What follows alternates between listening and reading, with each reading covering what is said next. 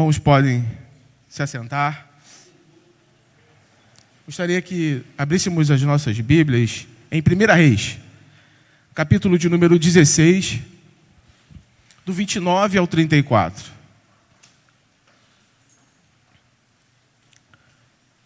Nós vamos falar sobre o rei Acabe. Amém? A igreja já encontrou? É uma introdução ainda na palavra de hoje. Vou dizer aos irmãos, aqueles que não conhecem, mas a palavra altar significava a boa vontade do homem em oferecer a Deus alguma coisa que lhe pertencia. Um ato de reconhecimento de Deus em seu favor. Simbolizava também a presença do próprio Deus, que descia para receber as ofertas. Amém? Os irmãos creem que as ofertas aqui depositadas são recebidas pelo Senhor? Amém? Os irmãos têm esse temor de saber que não só aquilo que depositamos aqui, mas aquilo que nós acabamos de cantar. No louvor, no início, alguns cantaram aqui com seus próprios lábios e sua boca, dizendo assim: os meus lábios confessarão tua fidelidade, a aliança que não quebrará, é a tua palavra, eu sei. Então aqui ninguém vai dizer que não sabe que a palavra de Deus é verdade. Nós acabamos e profetizamos isso, cantamos isso, que em nossos lábios vão confessar a fidelidade e a aliança do Senhor. Amém? Os irmãos estão aqui? Amém. Então, os irmãos entendem que o altar precisa estar em perfeito estado. Porque quando o altar verdadeiramente está propício e com verdade, não há negociação. Não temos como negociar aquilo que é de Deus. Nós estudamos aí pela manhã na EBD, algumas lições atrás, sobre Ananias e Safira. E tinha uma frase nessa lição que eu achei muito importante, eu grifei, anotei, botei um monte de lugar, botei até no telefone, que diz assim: obediência parcial é desobediência. Obediência total é adoração. Então, quando nós entendemos e obedecemos a Deus totalmente, é adoração. É louvor. E Deus se alegra no louvor. Amém? Irmãos, estão comigo até aqui? Então deve haver adoração. No momento em que nós levantamos o altar ao Senhor, nós precisamos adorar ao Senhor. Porque isso é resultado da nossa oferta. É resultado da nossa obediência total. Porque se nós não fazemos isso, ou fazemos em parte, somos desobedientes. Forte. Mas é desse jeito. É a palavra de Deus. É a verdade. Que entra e com uma espada bem afiada, destrói. E precisamos estar assim, irmãos. Confiantes no Senhor, mas no temor de que quando Ele há de nos usar e pela sua palavra, nós devemos estar humilhados na sua presença. Porque um coração quebrantado e contrito, Ele não despreza. É um coração que oferta e é obediente, está dessa maneira. Amém? Bom, esse é a introdução sobre aquilo que é altar. Amém? Mas quando falamos que o altar está em ruínas, significava um altar que apontava a indiferença ou a frieza espiritual do povo. Significava que a aliança com Deus foi quebrada. Significava que a primazia de Deus foi tirada de Deus. Importante a gente pensar nisso, amém? Nós falamos aqui, ouvimos aqui no momento do ofertório, a palavra foi a mesma sobre o altar, que precisa estar em fidelidade ao Senhor, em verdade. Porque não há como negociar com os homens aquilo que é de Deus. Não há como negociar ou mesmo que enganar a Deus, porque Ele esquadrinha o nosso coração. E Ele conhece o desejo de agradar a Ele. Amém? Então aí é um parênteses que eu vou abrir, que muitas das pessoas falam que vamos surpreender a Deus. E eu pergunto, é possível? Talvez ele esteja surpreso o tamanho da sua incapacidade de adorar ele de verdade. Porque não passou pelo homem ainda esse grande feito de surpreender o Criador de todas as coisas. Amém? Amém. Glória a Deus. Eu anotei aqui, e abri também um parênteses, que é muito interessante sobre aquilo que é verdadeiro, né? Quando as pessoas captam um pouco de Deus, aquilo que é a sua palavra, e misturado daquilo que não é de Deus, elas acabam tornando-se resistentes àquilo que é verdadeiro. Vocês estão comigo, entenderam? Vou repetir. Quando a gente entende um pouquinho das Escrituras, sabe o que é verdade, mas misturamos daquilo que não é, isso nos torna resistentes àquilo que é de fato verdade. Por quê? Porque deixamos um pouco de lado o que é verdadeiro e experimentamos o que não é. Ou a semelhança disso, que é um perigo, a semelhança daquilo que de fato é. É o perigo do genérico. Mas, enfim, precisamos conhecer de toda a Escritura, que ela é infalível. Ela não pode negar a si mesma. A própria palavra de Deus. E Deus, de fato, é suficiente para as nossas necessidades. Amém? Então, por que eu estou falando sobre altar? Nós vamos falar sobre o rei Acabe, que conseguiu, né, nesse texto, conseguiu ser mau e conseguiu destruir aquilo que era plano de Deus. Amém? Vamos abrir comigo, então, 1 Reis 16, do verso 29 ao 34. Acabe, filho de Onre, começou a reinar sobre Israel no ano 38º de Asa, rei de Judá. E reinou Acabe, filho de Onre, sobre Israel em Samaria 22 anos. Fez Acabe, filho de Onre, o que era mal perante o Senhor, mais do que todos os que foram antes dele. Tem uma vírgula importante aí. Conseguiram? Conseguiu Acabe fazer tão mal, mais do que todos que o antecederam.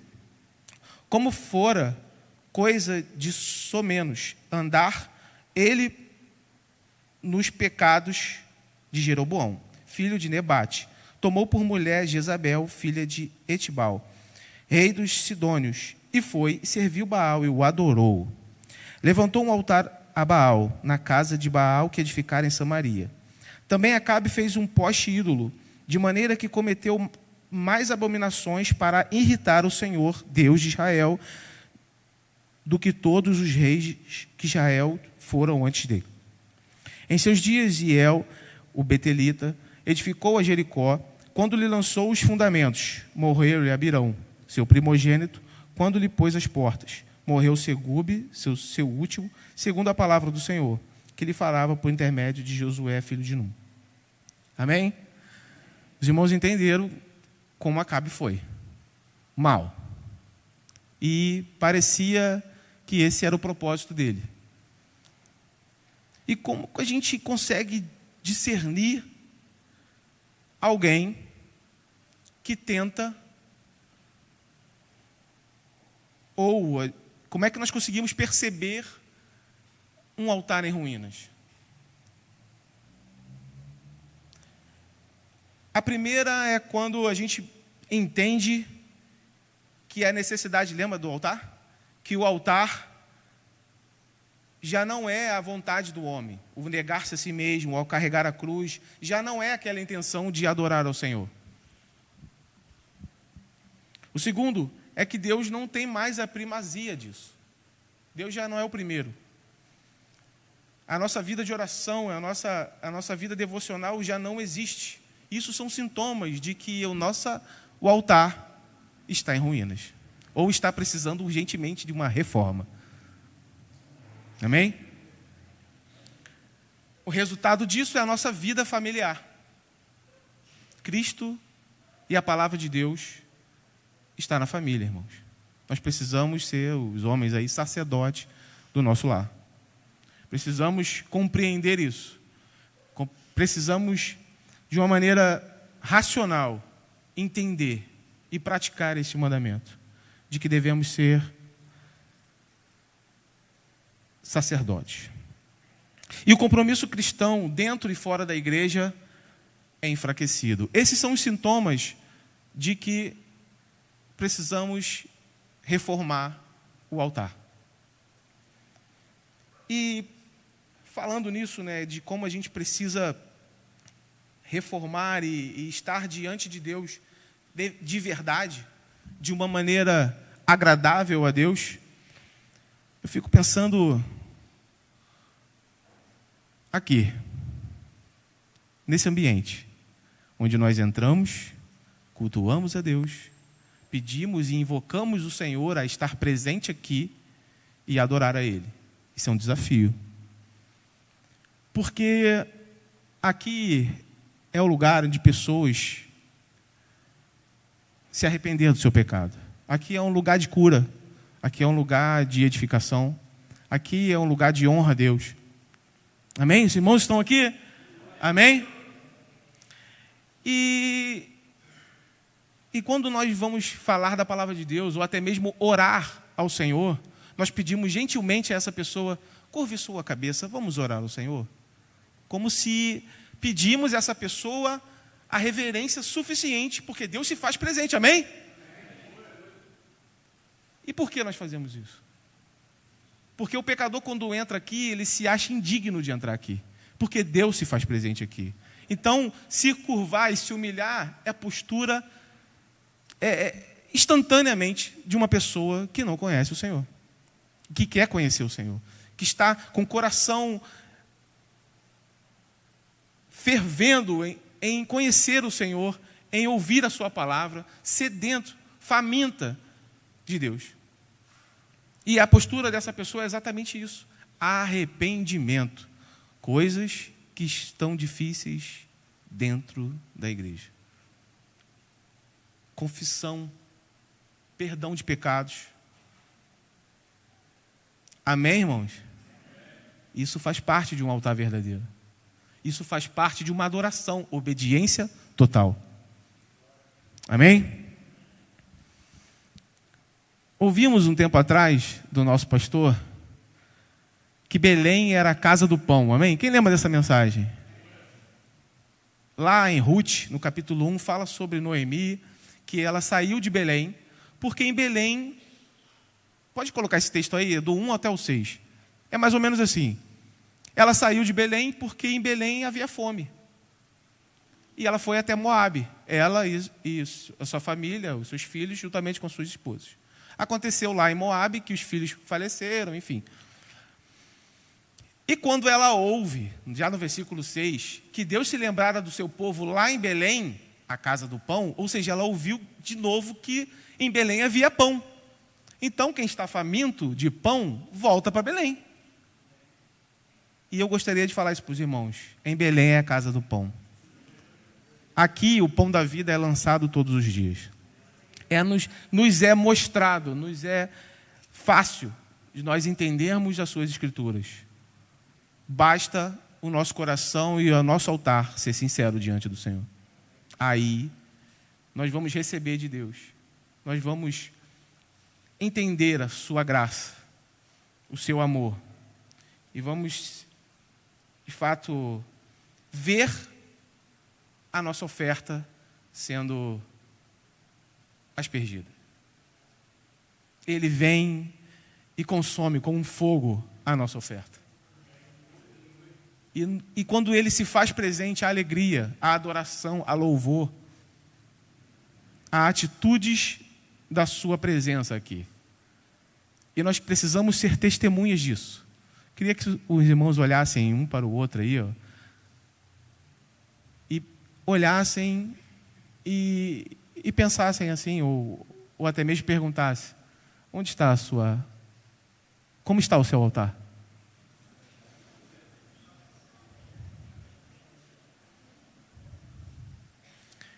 Aí eu pergunto aos irmãos: irmãos, não fiquem com vergonha, temos aqui uma líder nos dirigindo nesse momento.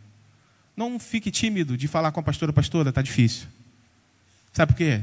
Porque isso é obediência. Não adianta a gente caminhar sozinho. Não adianta a gente pedir ajuda a quem não vai nos ajudar. Então isso, igreja, serve para a gente. Nós temos um compromisso de sermos coordenados por essa mulher. A nossa visão é ser comprometido, capacitado e coordenável. Coordenável significa submissão. Ser coordenado por alguém ou por Deus. Que Deus nos designou a nossa pastora. E precisamos honrá-la sobre esse aspecto. Pastor, eu preciso e te devo obediência. Te devo a verdade. Falhei, pequei. Esse é o caminho. Não é buscar o outro irmão ou ajuda de outra pessoa, ou até mesmo buscar na internet, ou ver na televisão pessoas que falam sobre oferta. Não, irmão.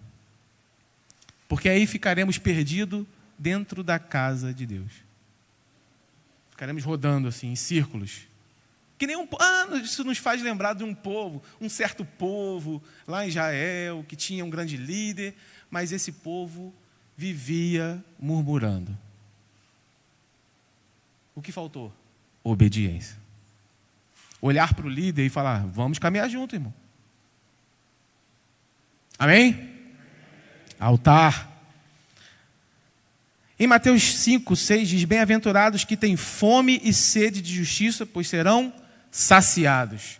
Isso eu digo porque nós acabamos de falar sobre Ruth, sobre a casa do pão. E aqui é lugar exatamente disso, irmãos. De pessoas serem alimentadas por essa palavra de verdade. Amém? Os irmãos estão comigo até aqui? Glória a Deus. E eu gostaria de dizer aos irmãos que há pão na casa do pão. Deus está na igreja. Não precisa sair daqui porque, mas está faltando. Eu acho que precisamos entender a fome que sentimos. Se estamos com fome, ansiando alguma coisa, querendo comer algo que ainda não nos... Irmão, calma. Deus nos dá a medida da nossa fé. Porque na nossa vontade, no nosso coração, há muitas... E em se falando de fome, há um pecado muito grande. Porque quando se fala em fome, você dá aquilo que é o necessário para hoje, tem gente que guarda na despensa para o mês inteiro. Quando na necessidade... E existem pessoas que perdem os alimentos até pela validade, porque guardou tanto que o alimento se foi. Já perdeu a sua finalidade. Já está podre. Os bichos já estão comendo aquilo que deveria estar alimentando outras pessoas. Então aqui é um lugar exatamente disso. Se você recebeu muito de Deus, irmãos, amém. Nós vamos seguir juntos. Vamos caminhar, vamos ajudar uns aos outros. Amém? E tem aquele que está com fome. O que está com fome não fica desesperado. Procure alguém que sabiamente vai te dar aquilo que você precisa, não o que você quer. Amém? Bom. E quando falamos em restaurar o altar, nós fazemos isso por arrependimento. Nós construímos bases firmes de comunhão e adoração a Deus através da obediência e do evangelho dentro e fora da igreja. Precisamos negar a nós mesmos, tomar a nossa cruz e seguir. Não é ficar achando que o evangelho está pesado demais e ninguém te vê carregando nada, irmão. Precisamos ser reconhecidos como pequenos cristos carregando a nossa cruz. Carregando a nossa cruz. Não é carregando o de alguém ou pedindo ajuda para outra pessoa. Não, carregue o teu. É o teu fardo. Viva o evangelho de verdade. Tome a sua cruz e siga. Isso é uma ordem. Então a cruz é sua. É sua responsabilidade. Eu preciso pregar em Judéia, Samaria e até os confins da terra. Como igreja, glorificar a Deus e alcançar o... Porque eu não sou poderoso, irmãos. Eu vou fazer isso com alguém. E Deus nos dá pessoas e ajuda pessoas para chegar a esse propósito. Pessoas como nós, com a mesma dificuldade e fome, vamos alcançar o mundo. Amém? Amém. Aí eu pergunto aos irmãos, falta pão na casa do pão? Ou não? Amém, irmãos? Falta pão na casa do pão? Amém, ele é suficiente.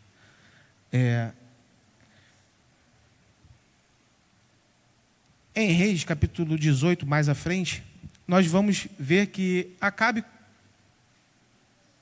ele continuou afrontando o Senhor, continuou sendo perverso, continuou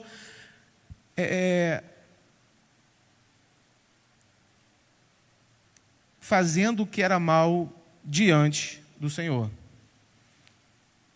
E com isso ele casou com Jezabel, e Jezabel, todos sabem que perseguiu os cristãos, perseguiu o profeta Elias, mandou matar os profetas.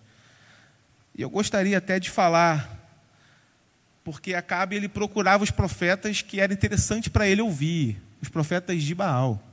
Aquilo que era interessante, a sua esposa dizia que ele era o maioral, que ele poderia ser devoto a Baal, e que ele conseguiria tantos feitos se ele se oferecesse a Baal.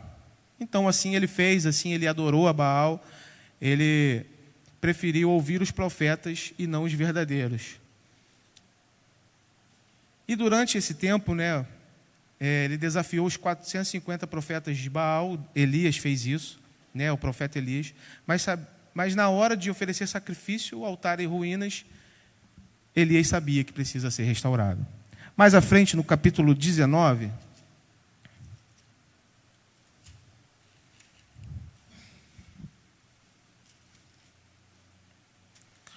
Capítulo 19, alguns versos apenas, a gente vai entender um pouquinho do que Elias estava passando.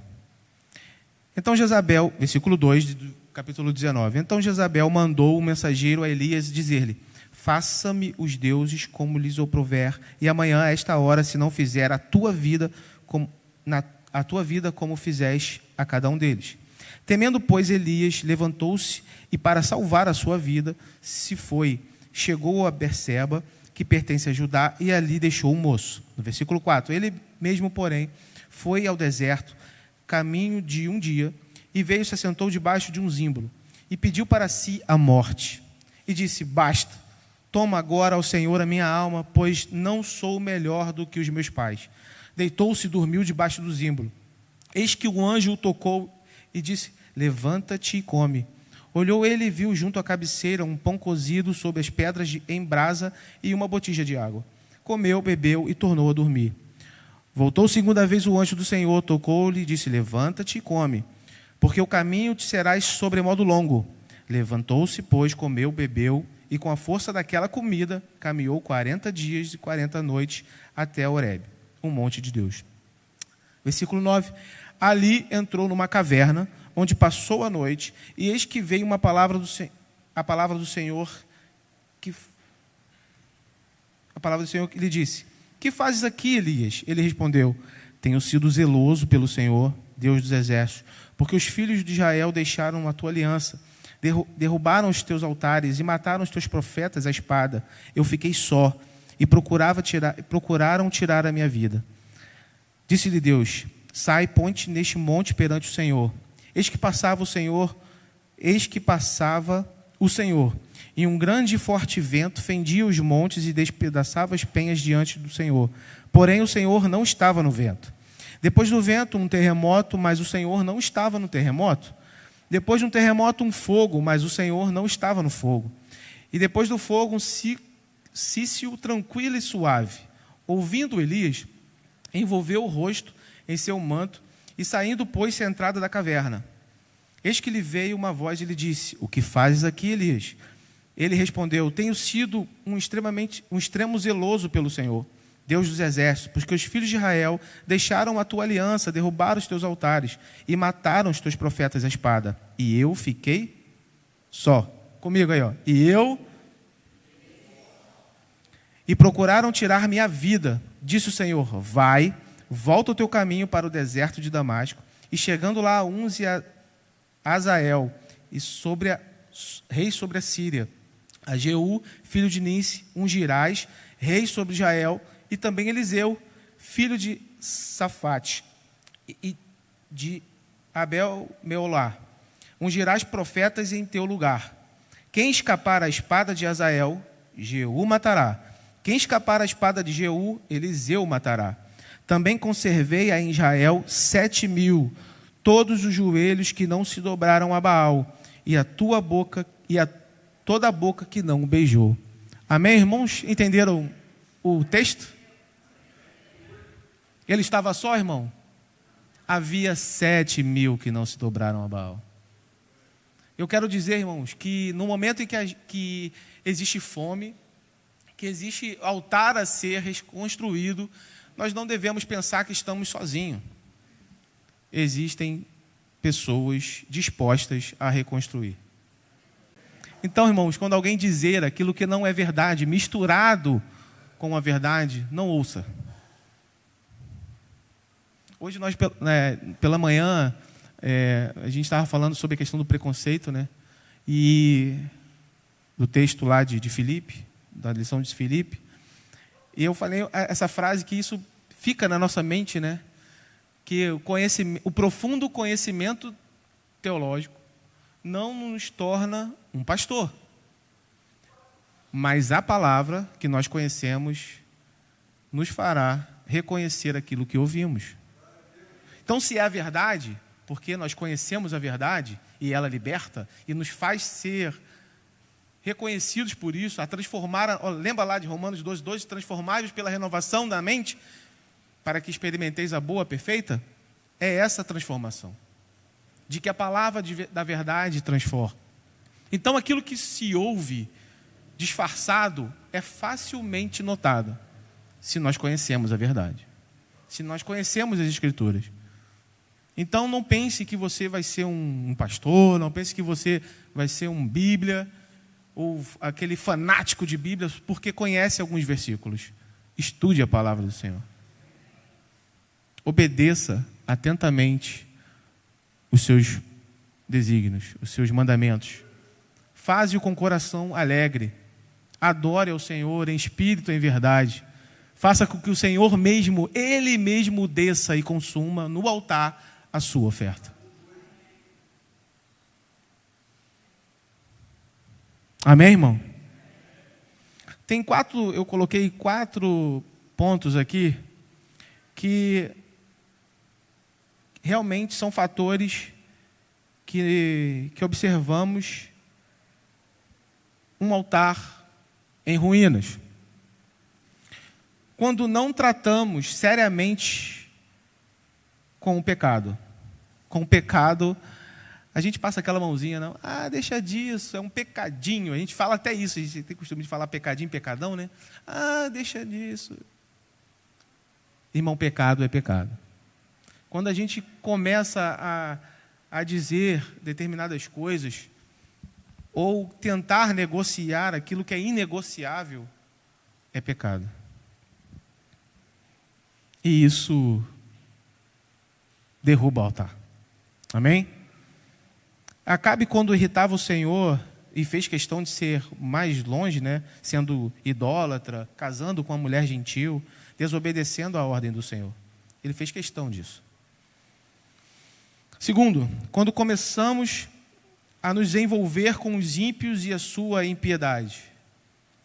Salmo 1 diz que bem-aventurado aquele que não se assenta na roda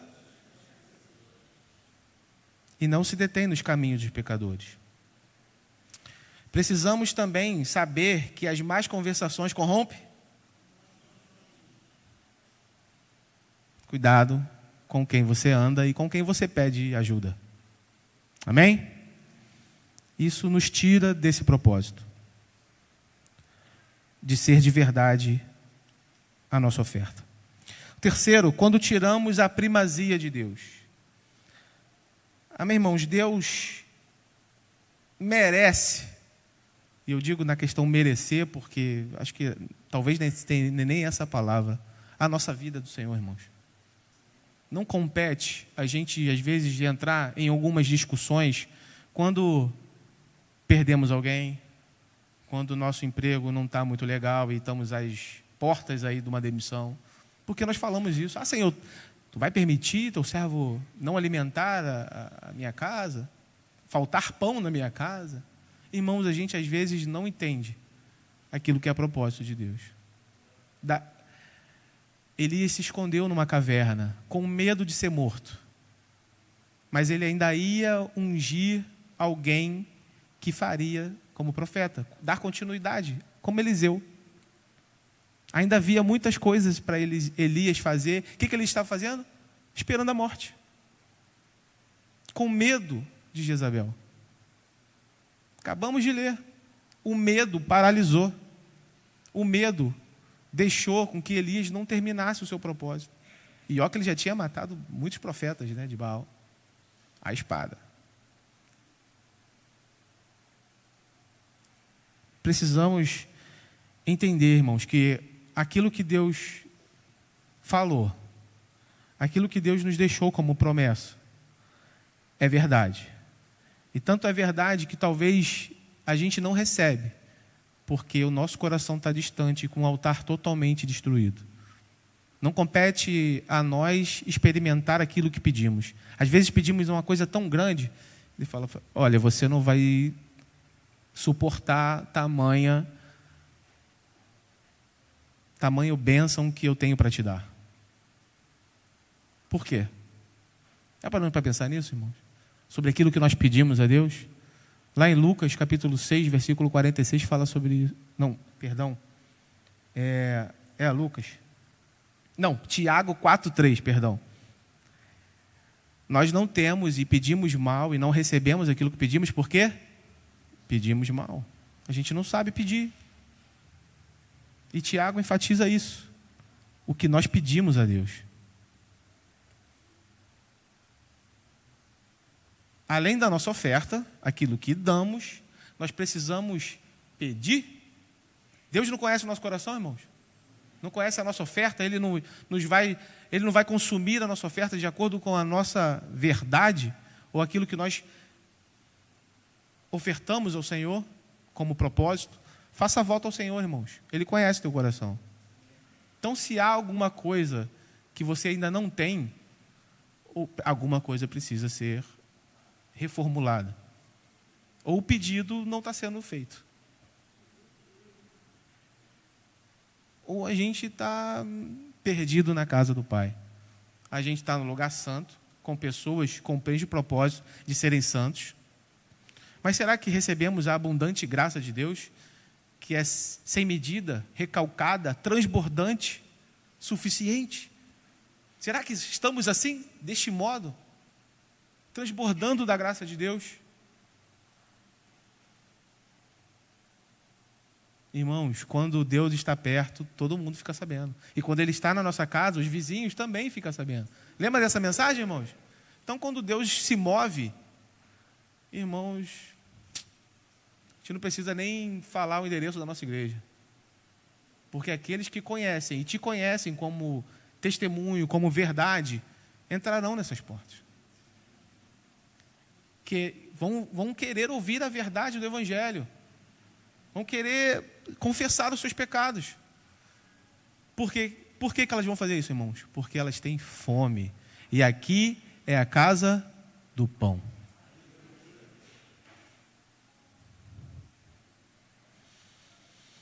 Bom, vamos concluir.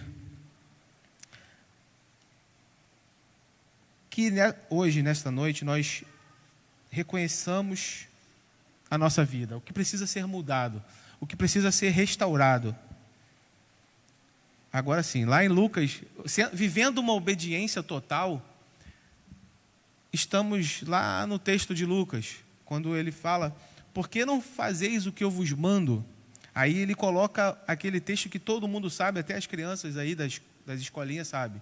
Porque alguém que não obedece o Senhor constrói a sua casa na a areia, vem a chuva, corre o rio e a casa se desfaz, desmorona. Aquele que ouve, obedece os caminhos, os estatutos, constrói, edifica ali um altar, vem a chuva, corre o rio e a casa permanece. A pergunta é, irmãos, diante de uma abundante chuva que Deus quer derramar sobre nós, estamos de pé? A nossa casa está edificada sobre a rocha? Porque se Deus vir, e Ele virá, com a sua abundante chuva, a nossa casa não pode ser destruída. Vocês estão comigo até aqui, irmãos? Então você está dizendo que o próprio Deus pode fazer com que o nosso altar ou que a nossa casa destrua? Ele tem vários exemplos aqui, irmãos.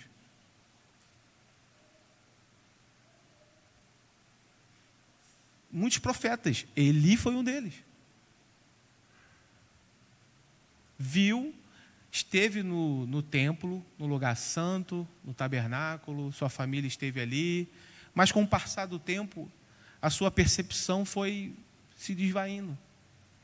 O pecado que ele deveria denunciar, já não denunciava mais, porque algumas coisas estavam se misturando. Amém? Eu gostaria de terminar com esse texto, em 1 Samuel,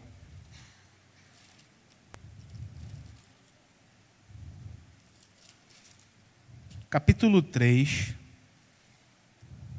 de verso 3 ao 9. Amém? O jovem Samuel servia ao Senhor perante Eli. Naqueles dias a palavra do Senhor era muito rara. As visões não eram frequentes.